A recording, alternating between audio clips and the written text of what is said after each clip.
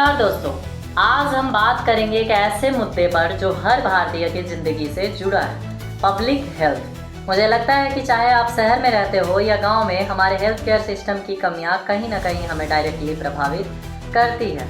लेकिन सवाल ये है कि समस्या कहाँ है और हल क्या है। भारत के सरकारी हॉस्पिटल में अक्सर आपको लंबी भीड़, उपकरणों की कमी और स्पेशलिस्ट डॉक्टर्स की कमी दिख जाएगी।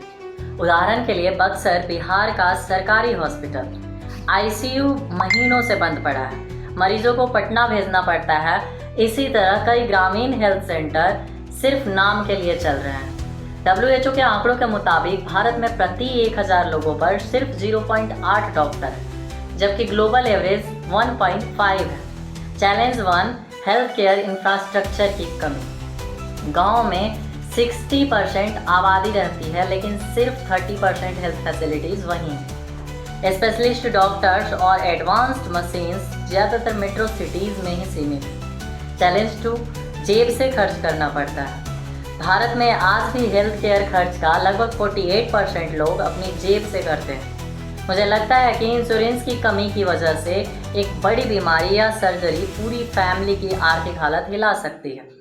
भारत एक साथ 2 मोर्चों पर लड़ रहा है। चैलेंज 3, कम्युनिकेबल डिजीज जैसे टीबी और डेंगू, लाइफस्टाइल डिजीजेस जैसे शुगर और हार्ट प्रॉब्लम्स।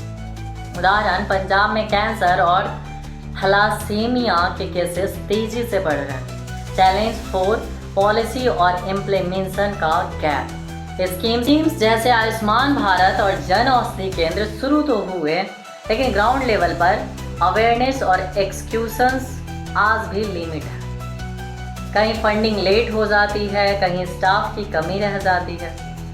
अब मानवीय पहलू का बात किया जाए तो ये सिर्फ डाटा नहीं है, ये असली लोगों की कहानी है। सोचिए, एक गांव का मरीज जिसे हार्ट अटैक हुआ, लोकल CHC में आईसीयू ही नहीं और एम्बुलेंस 50 किलोमीटर दूर है।